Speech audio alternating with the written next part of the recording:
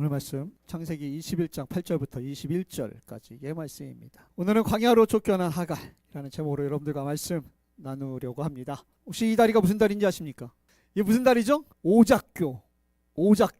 옥황상제에게 손녀가 있었어요.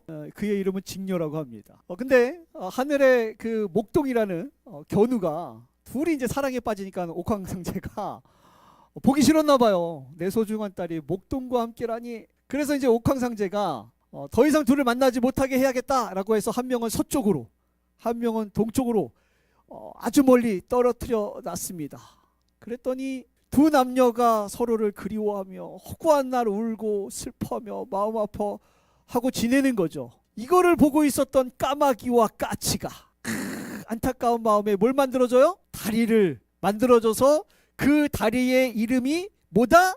오작교다. 그래서 이제 둘이 까치와 까마귀 때문에 서로 만남을 갖게 되어서 행복하게 만남을 7월 7일인가요? 네, 이렇게 만난다고 하지 않습니까? 오작교. 아니 왜 갑자기 목사님 오작교입니까? 말씀을 준비하면서 그런 것 같아요. 하나님과 우리에게도 만나는 뭐가 있을 것 같다? 오작교가 있는 것 같다. 하나님도 우리와 함께 만나는 데가 있는데 그 오작교 같은 데가 있어요. 거기가 어디냐면 광야입니다. 어디라고요? 광야가 하나님과 우리가 만나는 오작교 같은 곳이에요. 누구냐면 다윗입니다. 다윗이 잘 먹고 잘 살았어요. 꽤 괜찮았습니다. 한때는 장군으로 나라의 이름도 떨치면서 괜찮았거든요. 그러다 갑자기 사울 왕이 뒤집어져 가지고 사울을 피해 도망다니면서 살았던 곳이 어디죠? 광야죠. 다윗이 많은 시를 썼습니다. 이 시편인데요. 거기에 보면은 하나님에 대한 절절한 마음들, 하나님에 대한 찬양과 감사와 수많은 이야기들을 썼던 곳이 대부분이 광야입니다. 뿐만 아니라 엘리야도 그랬죠.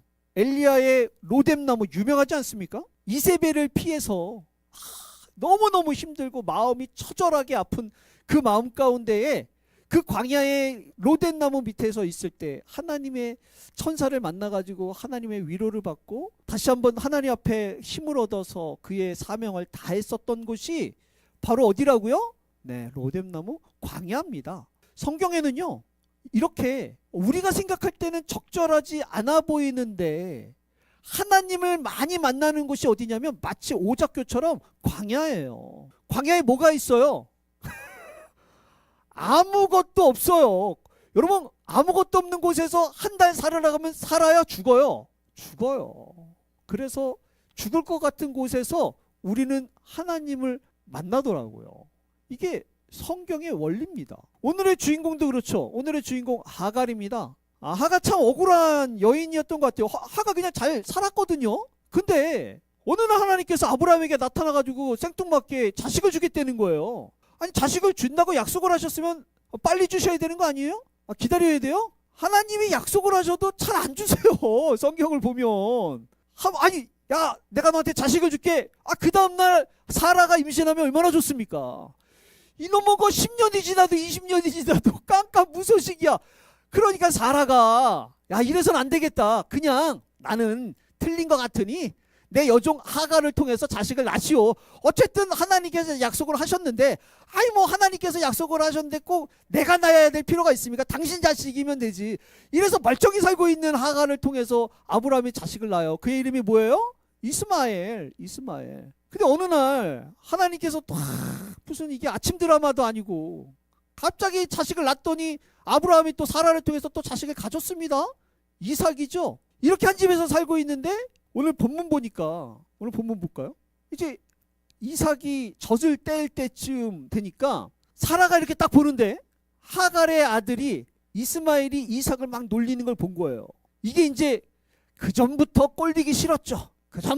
이전부터 원래 이전에 사건이 있었거든요. 그 하갈이 임신했을 때 여주인이었던 사라를 막 멸시하고 이러니까 그것 때문에 승질 나가지고 괴롭혔더니 하갈이 한번 집을 나간 적이 있어요. 그냥 가뜩이나 꼴보기 싫은데 그의 아들이 내 아들을 괴롭히니까 때는 이때다 싶어서 아브라함에게 가가지고 이야기합니다. 더 이상 여기 있으면 안 될 것 같아. 어차피 재산을 줄 것도 아닌데 그만 내쫓죠. 이래서 사라를 통해서 하갈이 내쫓기는 상황이 됩니다. 아까도 말씀드린 것처럼 그 전에 하갈이 먼저 집을 나간 적이 있었거든요. 임신한 상태에서. 그때도 하나님을 만나요. 그 광야에서. 근데 그때 하나님께서 뭐라 그러냐면 하갈한테 그랬거든요. 그러지 말고 그냥 돌아가. 그냥 다시 집으로 들어가라는 거예요. 누가요? 하나님이. 그럼 다 뜻이 있겠죠. 하나님이 돌아가라 했으니 그럼 뭐 하나님 믿고 들어갔는데 들어갔는데 또 지금 쫓겨날 상황이 됐으면 누가 말려줘야 돼요? 하나님이 알려줘야 돼. 왜냐하면 누구 때문에 들어갔으니까. 하나님 때문에 들어갔으니까. 그럼 하나님이 말려주셔야지. 그 아브라함이 이 사라의 이야기를 다 듣고 보니까 근심이 되는 거야. 또 틀린 말도 아니고 당시에는 보니까 이런 일들이 왕왕 있었어요. 자식을 못 낳으면 여종을 통해서 자식을 낳고 그러면 이게 또 여종이 막 기세등등 해가지고 막 주인을 깔보고 뭐 이러다가 그것 때문에 문제가 이런 일들이 왕왕 있었대요. 당시 상황에. 이것 때문에 이제 아브라함이 근심을 하니까 하나님이 어느 날 성경에 보니까 하나님이 아브라함에게 이야기합니다. 근심하지 말고 그냥 사라가 이야기한 대로 하갈을 내쫓으라는 거예요. 집으로 들어가라 그럴 때는 언제고? 그렇잖아요. 하나님께서 들어가라 그랬거든요. 그러면 책임을 지셔야지. 근데 이제 와서 갑자기 하나님께서 아브라함아 그냥 하갈 내쫓아 이러는 거예요. 하갈 억울해요 안 억울해요?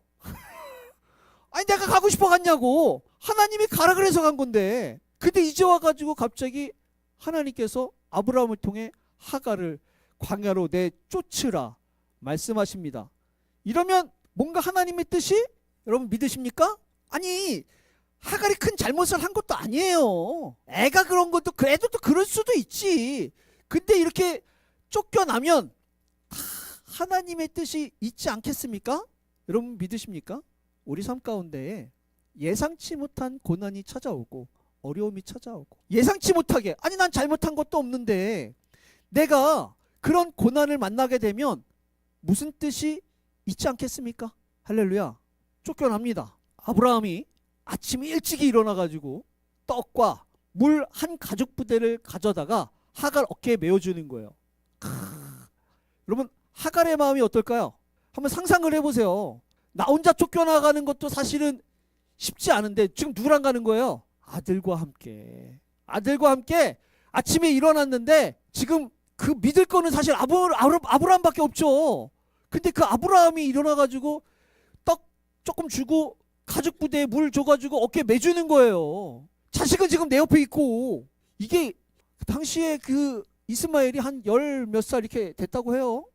그 아이들을 옆에 두고 어깨에 가죽 부대를 메고 그 집 밖을 나가면 광야입니다. 아무것도 없어요. 이때 이 하갈의 마음이 어떨까? 이 어미의 마음이 어떨까? 그 남편을 뒤로 하고 광야를 향해서 아들의 손을 잡고 나아가는 이 어미의 마음을 한번 상상해 보십시오. 살러 가는 거예요? 죽으러 가는 거예요? 하나님 믿고 들어왔는데 이제 와서 죽으러 가는 거예요. 아무리 봐도 살 희망이 안 보이고 어디를 봐도 이제는 도움을 요청할 데가 없는 것 같고 나 하나 죽는 거라면 근데 지금 내 옆에 내 아들이 있는데 지금 이 하갈은 작은 떡덩이 하나 가지고 작은 물 하나 가지고 지금 광야를 향해서 쫓겨나는 상황입니다. 그리고 이 아이를 데리고 어디를 가느냐? 바로 광야를 향해서 나아가는 겁니다. 이 브엘세바 광야에 가서 이 여인은요 성경에 보니까 뭐라고 기록됐냐면 이렇게 기록되어 있어요. 브엘세바에서 방황하더니 뭐 한다고요? 여러분 방황이 뭐예요? 갈 곳이 없으니까 어디 햇빛을 피할 곳도 없어요. 이 광야가요 대략 평균 기온이 한 40도가 넘는답니다. 그럼 40도가 넘는 광야에 이 햇빛을 피할 곳도 없는 곳에서 그 물 하나 가지고 떡 하나 들고 아이와 함께 그냥 그 태양볕에서 여기 저기 다니는 거예요. 죽어야지 끝날 것 같은 그런 여정인 거죠. 가끔 우리의 삶이 그렇지 않습니까? 가끔 우리의 삶을 보면 어쩔 때 이런 고난이 찾아오는데 이런 광야에서 방황하는 것 같은 우리의 삶이 있을 때 있잖아요. 이게 나 혼자면 그래도 나 혼자면 제가 그 예찬이가 이제 어려서 그 아기 침대에 있을 때였어요. 아기 침대에 있을 때 제가 가끔 얘기했는데 제가 정말 믿었던 청년한테 사기를 크게 당한 적이 한 번 있거든요. 사기를 크게 당해서 이거는 내가 뭐 갚을 수 있는 액수도 아니고 진짜 뭐 이거를 어디다 도움을 요청할 때도 없고 나는 나름은 기도하면서 하나님의 뜻이라 여기고 갔던 길인데 큰 사기를 당하고 큰 빚을 져서 매일 빚독촉을 이제 받아야 되는 상황이었어요. 그때 아기 침대에 예찬이가 누워 있었거든요. 아내는 이제 직장에 가고 제가 이제 아기 침대에 예찬이를 보는데 그런 생각이 들어요. 아니 내가 차라리 그냥 총각이었으면 뭐 어떻게든 뭐 굶어서라도. 근데 아기 침대에 예찬이가 있으니까 그런 거 있잖아요. 나는 안 우는데 나는 안 울어요. 그냥 이게 참담하니까 울지도 못하는데 눈물이 그냥 나는 그냥 보는 거거든요. 뭐 어금이 아니고 그냥 예찬이를 보는데 눈물이 그냥 이렇게 뭐라 맺히는 것도 아니고 맺히기 전에 흐르는 거 있죠. 그냥 주룩주룩. 나는 안 우는데 이게 뭐지? 무슨 입 벌려서 침 흘리듯이 그냥 눈 뜨고 있는데 나는 흐느끼지도 않는데 그냥 눈물이 줄줄줄 나는 거예요. 이 아기 침대에 누워 있는 예찬이를 보면서 제가 그 경험을 했었어요. 내 앞으로의 삶도 참 그런데 왜 이렇게 예찬이 보면은 미안한지 그 침대에 누워 있는 아이한테. 근데 그래도 거기는 집 아니었잖아요. 근데 하갈은 광야잖아요. 아이를 보면서 방황을 하는 거예요. 어디로 가야, 무엇을 해야, 누구를 만나야. 마치 우리의 인생 같고 마치 우리의 가정 같고 마치 내 삶인 것 같은. 이러다가 결국에 물이 떨어집니다. 이젠 죽음을 맞이하는 거예요. 이럴 때 어떤 사람들은 지옥을 맛봅니다. 어떤 사람들은 정말 그 지옥을 맛보는 거예요. 그런데 또 어떤 사람들은 그곳이 오작교가 돼서 하나님을 만나 인생이 변하는 걸 경험합니다. 똑같이 죽음을 앞두고 있는데요. 똑같이 힘들고 괴롭고 똑같이 막막한 인생 앞에서 누군가는 좌절과 절망을 경험해서 지옥을 경험하는데 누군가는 그곳이 그 삶의 그 자리가 오작교가 돼서 하나님을 만나고 인생이 변하는 기적을 경험하는 거예요. 여러분, 이 교회를 다니면서 하나님을 믿으면서 간증의 이야기를 들으면요, 간증하는 사람들의 얘기를 들었을 때 이 광야 같은 삶이 없었던 사람이 없어요. 대부분이 그 간증의 주인공이 되는 것은 주인공이 언제 되느냐? 광야의 삶의 자리에서 간증자가 되는 거예요. 그러니까 그 광야 같은 그 삶의 자리가 누구에게는 지옥이겠지만 누구에게는 거기에서 하나님을 만나는 겁니다. 여러분, 혹 여러분 삶 가운데에 하갈같이 지금 이런 광야 같은 삶 속에 괴로워하고 힘들어한다면 여러분 지옥을 맛보시겠습니까? 그곳에서 하나님을 만나시겠습니까? 성경을 보니까 예수님이 복에 대한 이야기를 딱 한 번 하셨어요. 딱 한 번. 복. 무슨 복? 팔복 기억나시나요? 여러분 예수님이 이 복 외에는 얘기하신 적이 없어요. 근데 성경이 보니까 팔복의 이야기를 하시는데 뭐라고 하시냐? 읽어볼게요. 심령이 시작. 여기 심령이 가난하다는 게 뭡니까? 바로 광야에서 방황하고 있는 하갈 같은 마음이 심령이 가난한 마음이에요. 근데 예수님께서 지금 복에 대한 이야기를 하시는데 뭐라 그러느냐? 천국이 저희 것이다. 구원받는 자들은 어떤 자들이냐? 바로 심령이 하갈같이 광야에서 절박한 마음으로 처절한 마음을 가지고 있는 사람들에게 말씀하시는 거예요. 천국은 그들의 것이라고. 누군가는 그곳에서 지옥을 맛보지만 누구는 그곳에서 하나님을 만나가지고 천국을 맛봅니다. 이게 놀라운 사실 아닙니까? 그리스도인이란, 하나님을 믿는 하나님의 자녀란 죽음이 있는 곳에서 하나님을 만나고 지옥을 맛보는 곳에서 천국을 경험하는 겁니다. 이게 하나님의 자녀들이에요. 또 이야기합니다. 읽어볼게요. 애통하는 시작. 네. 애통하는 자들은 위로를 받을 것이다. 주님의 하나님의 위로를 받는 거예요. 누군가는 저 광야에서 지옥을 맛보며 불평하고 원망하고, 어떻게 보면 여러분 저 삶에 살아보니까 환경이 지옥이 아니라 내 마음이 지옥이에요. 환경이 힘들어서 죽는 게 아니고 환경 때문에 내 마음이 괴롭고 힘들고 내 마음이 지옥이라서 죽는 거예요. 환경은 똑같은데 누군가는 그 환경 속에서 하나님을 만나기 때문에, 주님의 위로를 경험하기 때문에, 하나님 때문에 누군가는 그곳에서 감사하며 기뻐하며 그래도 희망을 붙잡고 거기에서 인생을 역전시키는 주인공이 있는가 반면에 누군가는 환경을 원망하고 불평하고 환경 속에서 지옥을 만들어가지고 자기가 만든 지옥에 죽어가는 거 아닙니까? 이게 예수님이 말씀하신 거예요. 왜 똑같은 환경에 누군가는 그게 복이 되는데 누군가는 그게 지옥이 돼서 죽어야 됩니까? 하나님의 자녀란 내가 지금 광야 같은 삶에 있다면 무슨 뜻이 있겠지?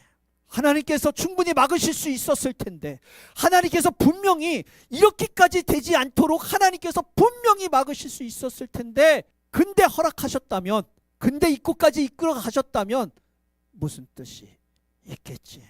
그리고 그 삶의 자리에서 주님을 만난다면 지옥이 아니라 복된 삶으로 변하는 것 아니겠습니까? 그러면 누구는 그 삶의 자리에서 지옥이 되는데 누구는 그 삶의 자리에서 주님을 만나서 복이 되고 인생이 변하고 놀라운 하나님의 기적을 경험하는 이 차이는 무엇이냐? 하가를 보니까요. 읽어볼게요. 이르되 시작. 이르되 아이가 죽는 것을 참아보지 못하겠다. 이젠 물도 다 떨어졌으니까 뭐만 남은 거예요? 죽음만 남은 거예요. 참아보지 못하겠다. 저 화살이 떨어지는 수 있는 저 멀리에 앉아서 아이를 바라봅니다. 그리고 소리내어 울어요. 여러분, 이건 그냥 슬퍼서 절망스러워서 우는 게 아닙니다. 하갈은 분명히 경험한 적이 있어요. 십몇 년 전에 임신했을 때, 그 집을 나갔을 때, 하갈아 너 왜 여기 있니? 돌아가라. 하나님을 만나서 하나님의 음성을 듣고 하나님 때문에 다시 돌아갔었던 경험이 있었던 여인이에요. 그럼 지금 이 죽어가고 있는 아이를 바라보면서 슬피 울 때 누구를 위해서, 누구를 향해서, 누구를 바라보면서 우는 거겠습니까? 하나님. 성경엔 자세히 기록되어 있지 않지만 이 원어를 보면요, 이건 울부짖음의 기도입니다. 여러분, 하나님 앞에 힘들 때, 어려울 때, 지칠 때 하나님 앞에 이 울음을 드리는 사람들이 주님을 만나는 겁니다. 하나님을 믿는다라고 하는 것은 단순히 앉아서 예배만 드리는 것이 아니고, 하나님을 믿는다라는 것은 내 삶에 때로는 광야에 있을 때 하나님의 뜻이 있겠지. 근데 하나님 내가 너무 힘들어요. 근데 하나님 내가 포기하고 싶어요. 근데 하나님 내 눈으로는 희망이 보이지 않아요. 주님 어디 계십니까? 라고 우는 사람들이 바로 그리스도인이고 하나님의 자녀들이며 예배자들입니다. 그 힘든 상황 속에 하나님이 이끌으셨던 것은 분명한 이유가 있겠죠. 왜? 우리를 깊이 만나려고, 우리의 심령 속에 주님을 향한 깊은 그리움이 만들어지려고. 그러려면 광야보다 좋은 곳이 없거든요. 그래서 광야가 오작교가 되는 거예요. 하나님은 이렇게 처절한 마음으로 울부짖는 사람들을 만나 주십니다. 하나님께서 애굽에서 종살이하고 있었던 이스라엘 백성들을 모세를 통해서 출애굽 해방시키시죠. 근데 그 모세를 선택할 때 하나님께서 이렇게 말씀하셨어요. 이제 가라 모세야. 이스라엘 자손의 부르짖음이, 이스라엘의 그 울부짖음이 내게 닿았다. 하나님께 닿았다는 거예요. 뭐가? 울부짖음이. 힘들고 괴로워서 이제는 더 이상 참을 수 없기에 하나님께 울부짖었더니 그 울부짖음이 하나님 마음에 닿았다는 거예요. 그 울음이, 그 애통함이 하나님 마음에 닿았을 때, 그때 하나님께서 그래 이제 네 마음이 준비가 됐구나 라고 하며 손을 뻗으시는 겁니다. 예수님께서 이렇게 말씀하셨죠. 재판장, 불의한 재판장 때문에 힘들어하고 어려워하는 그 과부를 만나주지 않으니까 억울한 날 그 억울함을 좀 풀어달라고 찾아가는 그 이야기를 하시면서 예수님께서 뭐라고 하셨느냐?